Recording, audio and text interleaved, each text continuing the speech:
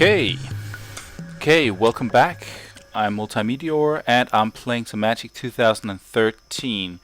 This is a post commentary because I was watching something while playing this game, so you won't hear the game sounds as well. Anyways, I'm playing some Golgari and I'm playing against Exalted Darkness. I have a 2-match series with this guy. Not sure if I'll cut up the video or not, but if it's short, I'll probably make it one video, as I tend to do. But yeah, this match I'm not playing optimally, but as you'll see, I do pretty well just by playing patient, and I think I give the impression. I think I give my opponent the impression that he stands to win in both of the matches. He might take one. I'm not gonna reveal that, but I think it's a pretty interesting match because it shows how strong Golgari is in the late game. So, but he's off to a flying start. Drops all the classics, all the all stars from the Exalted. I don't think I run the.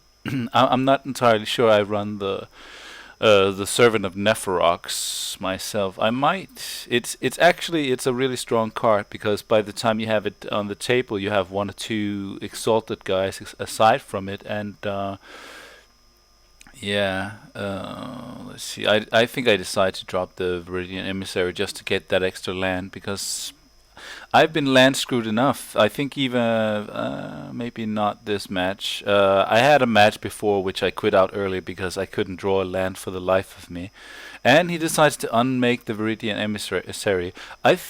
At the time I thought that was kind of silly that he should have taken out the Blood Artist, and I think he might have kicked himself a little bit for not doing that. But at the same time, he did. He did. Hinder me from getting that extra land and getting the synergy going and so on. So I think instead of dropping anything here, I just decide that I'm going to sit back and kill off his guy when he attacks, just to stall it a little bit, and to be able to gain that life and do a little bit of damage with the Blood Artist. So he drops the. I forget what it's called. It's the 0/4 wall with Exalted, and I just decide to go ahead and go for the throat. And at the time, I thought maybe I should have used Consume Strength right before it has. Or right before the second exalted or the second exalted triggers, just to take advantage of being able to kill the smaller creatures. But then I thought, nah, I think go for the throat is the choice. Yeah, only has 2 cards, so I decided to try it. I added Defense of the Heart and Greater Good. I entirely revamped this deck from my deck introduction video, just to listen to some of my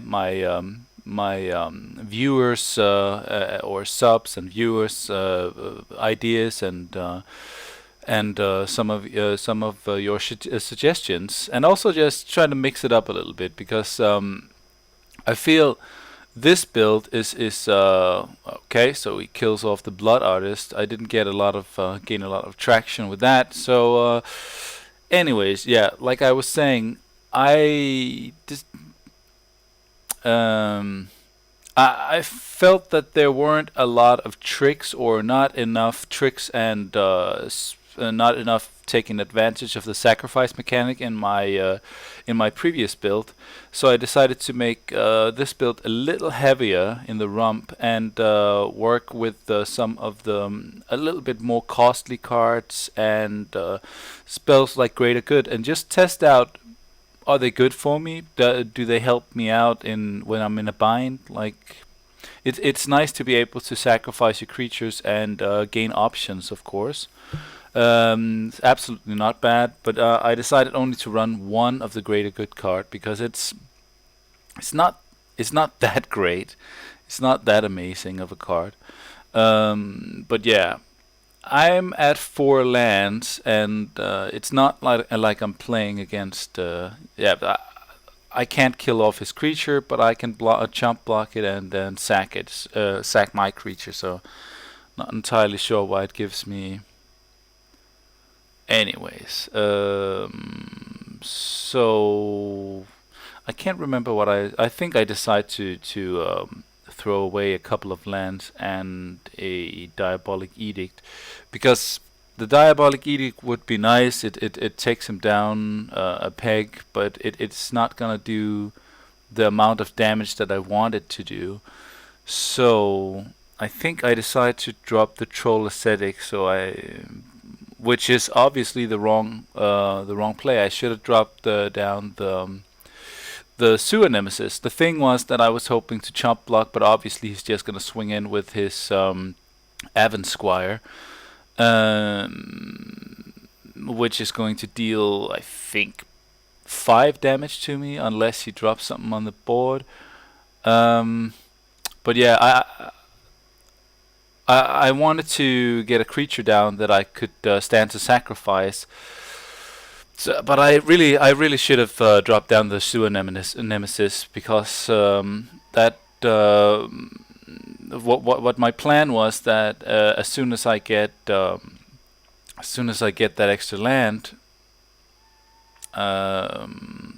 yeah, as soon as I get that extra land, I was going to Pernicious Deed and waste this entire side for 3, and Sewer Nemesis would have been out of the range of that.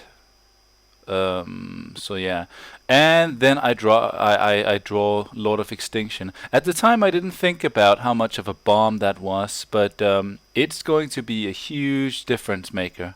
I can tell you that much. Okay, so I go to his side because I wanted to show him I have Pernicious Deed. I can use it whenever I want. I can kill off your entire side because I have 3 mana open, and he will try to kill it off, basically forcing me to use it. But I was going to use it anyway. It's not a big deal. I'm happy that he wasted a Vindicate on it, basically, because I was going to use it when he attacked. So he might as well have attacked and let me. Yeah.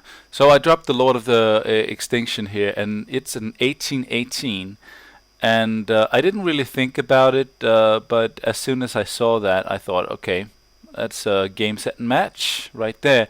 He hits land drop 5. He can bring the Deathbringer Leash into play, and I have the Maelstrom Pulse. I have removal, which means that my guy is going to be a 20/20. See, a Glean Crawler is another card that I added to the mix because while it's expensive, it's a 6 cost. It's also a 6/6, and it has some insanely synergetic effects.